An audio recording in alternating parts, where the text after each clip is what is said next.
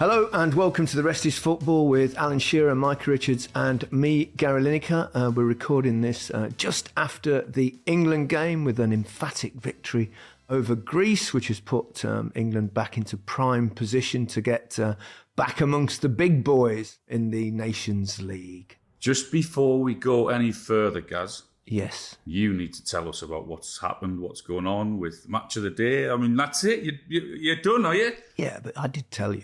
I know that, but you've been all over the newspapers everywhere for the last few days. I woke up when the story broke on Tuesday morning, and I got out of bed and I opened my curtains. It was like a scene from a movie. I went like that, and I saw about 20 paps outside, and I went, "Oh, I forgot close the curtains a bit sharpish." Thankfully, I haven't got full length windows, But yeah, I think the thing to say is that it's basically news of an extra year contract. I always thought my next thing would be at the end. I've been thinking about it for a long time. I've done Match of the Day for 25 years. It's been an absolute joy and a privilege to present such an iconic show for the BBC. But all things have to come to an end. I'll miss you, but I'll still see you on the podcast regularly. That's for sure. But yeah, it felt like the right time. It came at a point really where the BBC and Match of the Day, they've got the rights for another 3 years, and the cycle starts from next season. So it felt like if I just do one more year, it would be a bit weird. So I think to get a different presenter in place, I think would be probably wise on not just for me, but certainly for the BBC as well. But I really wanted to finish on a major tournament. Good. And do the FA Cup as well. So you're not quite got rid of me just yet. Will we miss him, Micah, or what? Oh, I'll certainly miss him. And I ain't giving him praise because I really do. Yeah. But I would just like to thank you, without being soppy, Gaz, for basically taking me under your wing, teaching me the arts of broadcasting, having the faith in me, giving me the advice, trusting me, all these things. Because from my point of view, I'm, yes, Premier League footballer, won the Premier League, won the FA Cup, all them things. But to work with not just you, Gaz, but Alan as well, I'm working with two legends of the game, and it's an absolute privilege for me. And for you to embrace me and take me in and be patient with me, I just think it's. Don't make me cry, Micah. Don't make me cry. No, but I mean, fucking hell, he's not dying. You know, he hasn't died. But that's still how alive. It felt. That's Gal. That's how it feels. The sort of encouragement that you've given me, especially over the last 18 months, you know, on the Match of the Day, and then we're doing the Top 10 podcast, and then we're doing our own podcast. Yeah. I can't thank you enough. And it's a sad day. You know, we laugh and joke that and say he's of course he's not passed away, but you've been in the game for 25 years at the highest level. It is a sad day, not just for us, Al, but for people who have watched you over the years, because you are a great of broadcasting. So, yes, you're not leaving yet. But in terms of Match of the Day, I just want to thank you so much for everything you've done, not just for me, but for everyone associated and who has watched you over the years. It's been a pleasure working with you. Do you ever take a second and think, fucking hell, I mean, you were an unbelievable player playing at the highest level for years and years and years.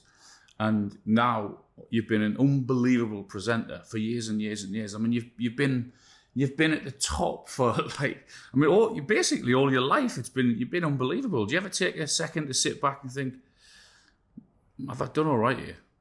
Oh yeah, I often think, why me? I often think sometimes, you know, I'm not particularly religious, but I sometimes think maybe there's some planet far away where they're playing like a PlayStation game, and whoever's playing me is a really good player, because I've had a kind of blessed life, and amazingly, you know, in football as well, something that, you know, we love. And you too, you've had an incredible career on both on the pitch and in the studio as well. But, you know, I always felt, you know, during my football career, I felt I was born to be in the box.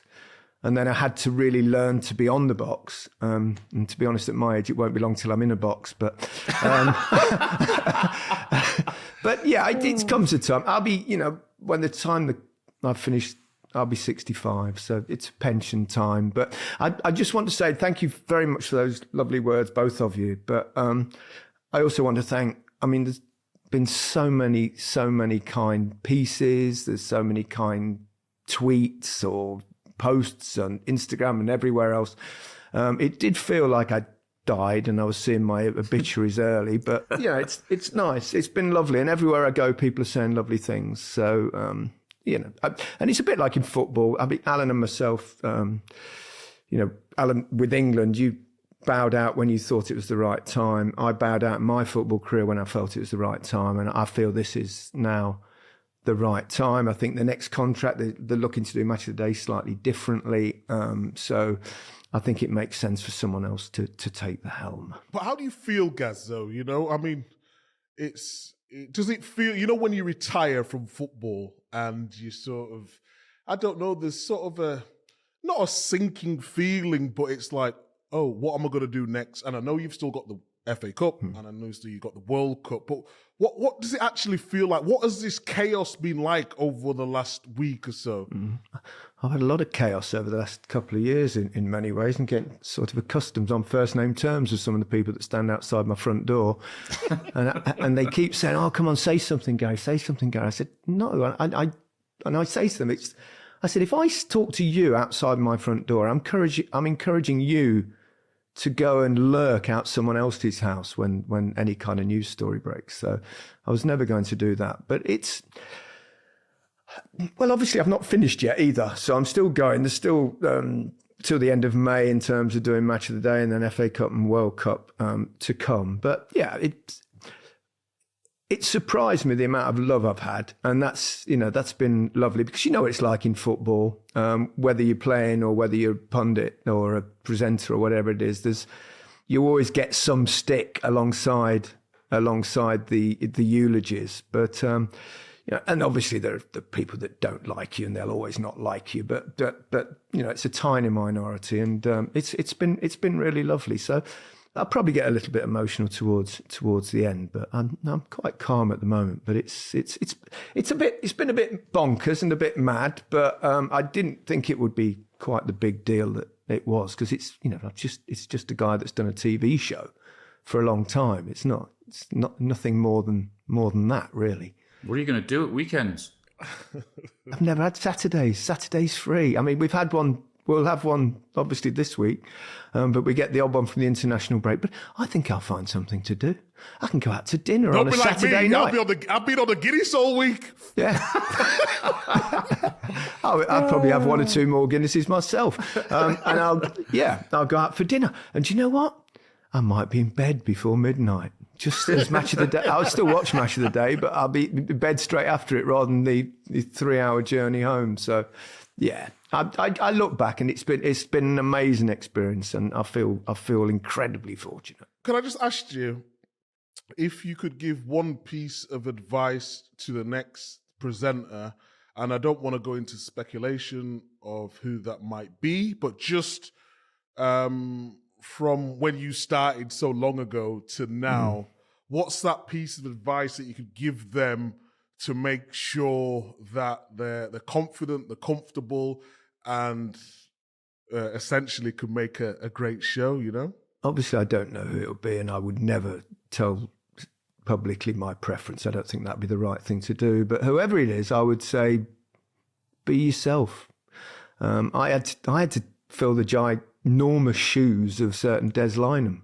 Exactly, that's my point. I think I was the only person in the country that was pleased that he left for ITV, because I thought I might get the job. So I would say, just be yourself and enjoy it. It's a wonderful program to be part of, and it was brilliant before I took over, and it will be brilliant after I leave. So I would just say that, really. Enjoy it, live it, and be yourself. Sorry to keep asking so much questions, but all right.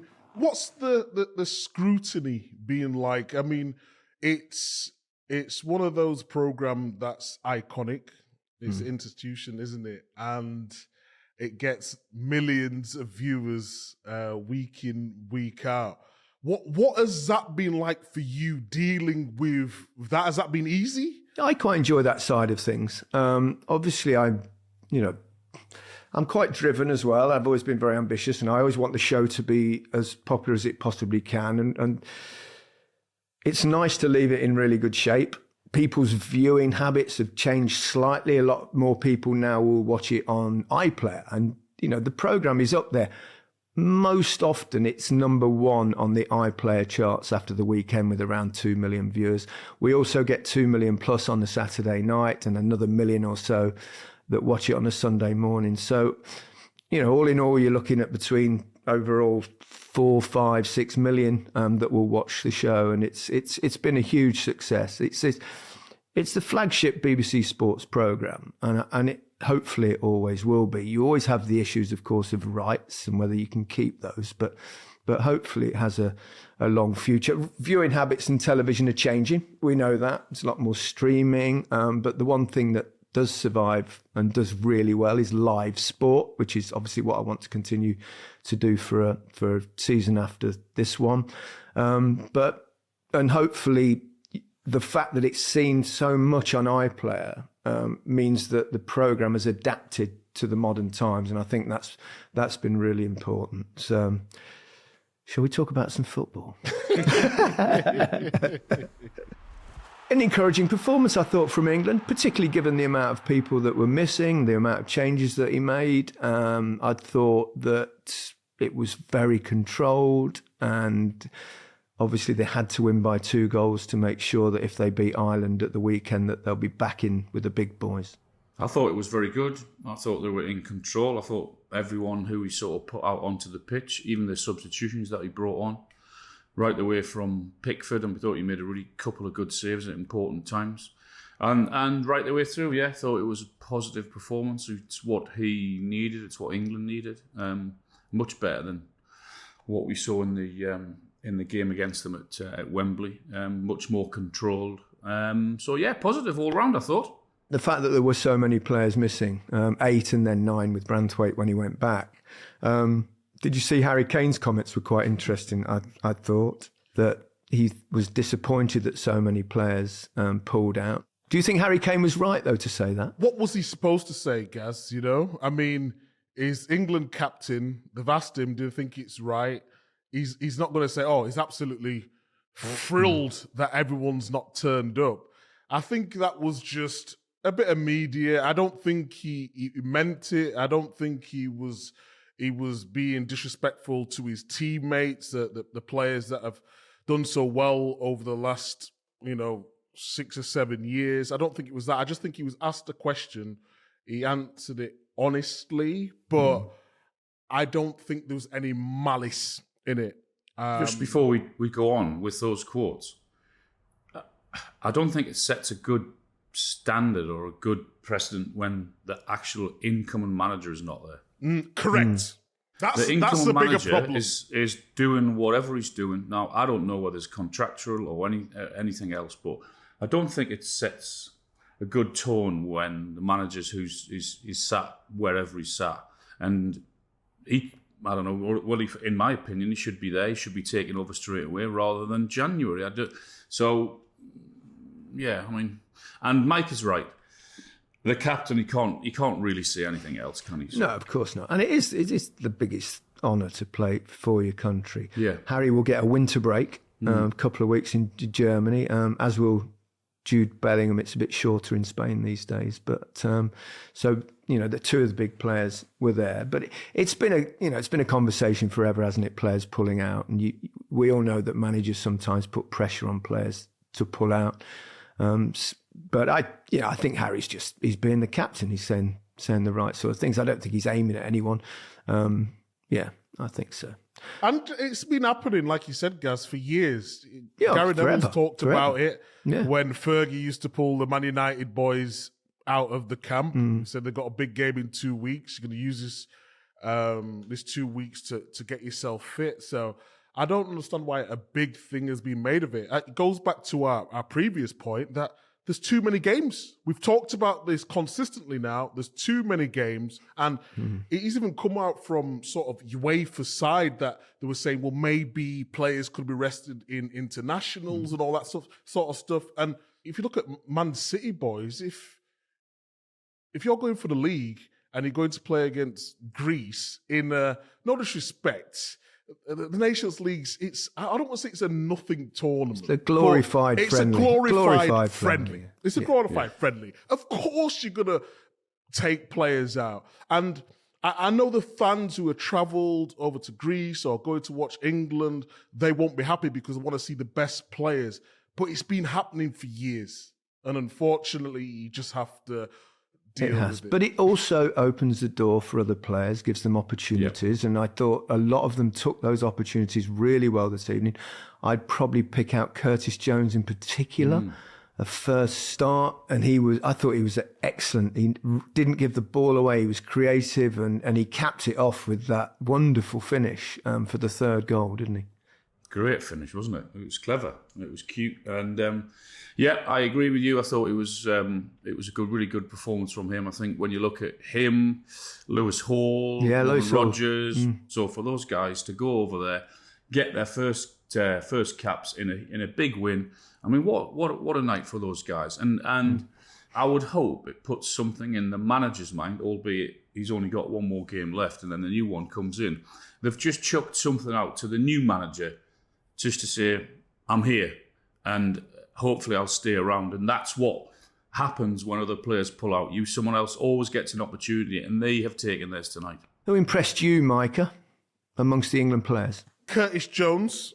Again, I would echo Alan, but he asked me the question, or me and Alan the question about we don't really produce that player who can play in that pivot role. Angel Gomez played there, did very well, I thought at times, but Curtis Jones was extraordinary. That's one of the best England debuts I've ever seen. And what I mean by that, when you go to England, sometimes the pace is a little bit slower and you sort of play the easy pass. If you look at Curtis Jones, his body positions, he was always available for the ball every time. And when you're playing that position in a pivot, number 6, you don't always have to be dribbling past people, breaking the lines and playing that fantastic pass. It's just being available for the ball. And I think him in that role, sometimes at Liverpool, he plays as a number 8 and he likes to get in the box like we saw for his goal. But in terms of just being that person who was not afraid to get on it, I just thought it showed me his character and how fearless he is. And we spoke to players before. I spoke to Daniel Sturridge about him, said he's one of the best technical players he's ever played with. And now you're starting to see it on a regular basis. I think the confidence from Liverpool's obviously helping him, but going to international, he really felt like he was at home. He was so happy to take the ball when he was under pressure and close to England's own box. And every time he found a nice neat little pass or a little turn and a flick, I thought he was really exceptional. I mean, obviously there'll be bigger tests along the way, but he's making real progress, isn't he? He's a player that you could see that was very talented in an early age, and he's gradually matured into a fine player. And I think it's really important, when you do get your chance, that you send a message out. And he's done exactly that tonight. So it's been a great night for England and a great night for him. I thought Pickford did as well. I thought two great saves. Times he pulled off 2 really important saves. Yeah. I also thought that Ollie Watkins played well, and not necessarily his overall game, because we know Harry Kane was on the bench. There was question marks why he was on the bench, but in terms of the press, if you look the way England press, they sort of pressed like a 4-4-2, like we saw at times the majority of Villa this season. Bellingham was going really close to him and everyone knew the jobs. And I just thought we looked a bit more energetic. I'm not saying Kane shouldn't start, but I'm just saying for the press, it allowed us to get higher up the pitch, win the ball up high, and then get the ball wide as soon as possible. So I was really impressed with the performance. I thought going into this game against Greece, especially after the game at Wembley, it could be a little bit difficult with the home fans, but to get a 3-0 win there, a team who don't really concede, I thought it was a very good performance overall. I thought Jude Bellingham was really good again. I mean, he did some great things. Brilliant ball for part of the excellent move for the first goal. He was everywhere, wasn't he? Unlucky not to get the goal because it bounced off the keeper. Give it to Bellingham, eh? Yeah, because the goalkeeper doesn't want it, does he? Exactly. It's he'll be feeling hard done by with that. He'll go all that way and run out all that way, and then but I agree with you. Give it to him. Lewis Hall as well, Newcastle left back, Alan. Really comfortable, well. brave, went forward, bombed on the outside. Lots to be encouraged about. Well, that's been it. There's not exactly a whole host of or load of players around at left back, is there? So again, for when he was given his opportunity, I thought when he came on it in the second half, I thought he did really, really well. Looked comfortable. Played albeit a small part in the goal, the way it was Bellingham's goal. I think the way they played out from the back. So yeah, good night for him as well. You know, he used to play midfield, Alan Lewis Hall, which was strange. I watched him against Chelsea. He was playing for Chelsea against Man City. I think it was at the Etihad in a League Cup or the FA Cup. And I was like, who is this player? And he was get all the stats and the research and said he played midfield, but he's got a wicked left foot. And he obviously is learning that position. But if you've got Gordon and Hall down that left-hand side for Newcastle, that looks impressive. Mm-hmm. Wasn't all plain sailing from when he first came to Newcastle. He's had to be patient, but slowly but surely he's found himself a regular this season, and there's been a massive improvement in his game at Newcastle, and he deserved his chance. I was pleased for Lee Carsley as well to get that result. And now if they beat Ireland, he'll have got them back up. You can see that he's got something. I think him with Ashley Cole as well, who I understand, is very much interested in going into management himself. And they're obviously real football minds there. I was really pleased that they got that performance. You go back to the home game, the Greece game, that didn't reflect very well on him when we had all those forwards on the pitch and it sort of backfired. But I think he's managed himself and handled a very difficult situation through no fault of his own. He's been put in tough positions when he's had to speak to the media, and I don't think he's had too much help from those who hired him or put him in that position in the first place. So I think he's done really, really well. I'd agree with that. I think, and it's no disrespect to the 21s, but you can see he's got more than that. You can see the way he wants to set up his teams. You can see how creative he wants to be. You can see he wants the fullback at times to come in midfield, the way he wants to press, the way he wants to attack, be on the front foot. He's got something special. I think the only thing that let him down at times is press conferences. He doesn't fill you with real confidence. It's almost he wouldn't have done that many of them, would he? Yeah, yes, but he wouldn't do that necessarily. He's just happy to be there. Yeah. You've sort of got to put on a front when you're with England, haven't you? And back yourself. And then obviously the interviews, he probably knew something that we didn't know in terms of Tuchel getting the job. Yeah. But it was almost like it was so confusing at times in interviews. But in terms of a tactical coach, I think he's got it, and I think he's got a big future ahead of him. I don't think he was helped at all in those press conferences.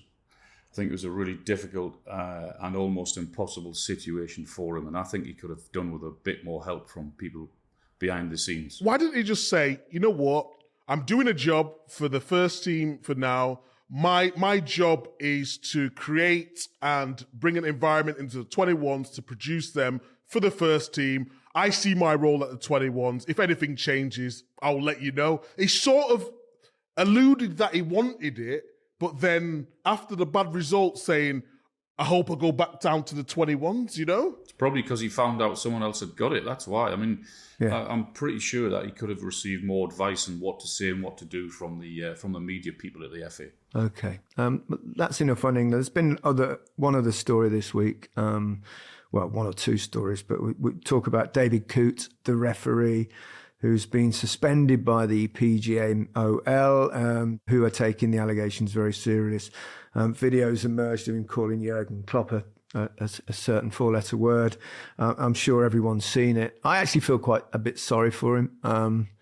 I think, there'll be all sorts of conspiracy theories now and stuff about Liverpool games and stuff like that. But I mean, he's been shafted, that's for sure. But it was that bad. I thought it was fake. I thought it was. I thought it was video. AI. I did as well. Yeah, me too. Yeah, PGMOL, and they had no choice, but they had to do, and they had to suspend him straight away. So it's not a good look, is it? Goodness me. No, but I agree with Gaz. I think someone stitched him up. It's not nice. It's absolutely horrible what's going on. And they're trying to destroy him. And it's not fair. I think in terms of refereeing in the Premier League, again, I don't think he should, because we talk about impartiality so much in this game, and that's being brought into question. But I don't think his career should be over.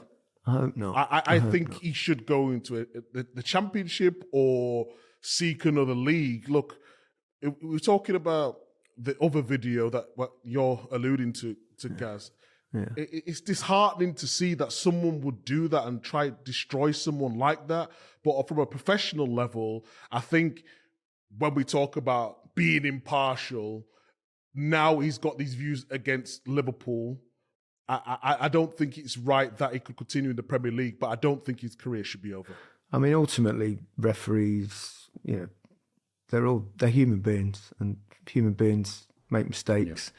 Yeah. And human beings have feelings. And obviously, when you're on the side of a pitch sometimes, or even on the pitch, and you're getting lots of abuse, particularly if you get some from a certain player or a certain manager, you're going to harbour feelings towards them in some way. But anyway, it was a tough one, and obviously they had no real choice but to suspend him. So let's call it a day there.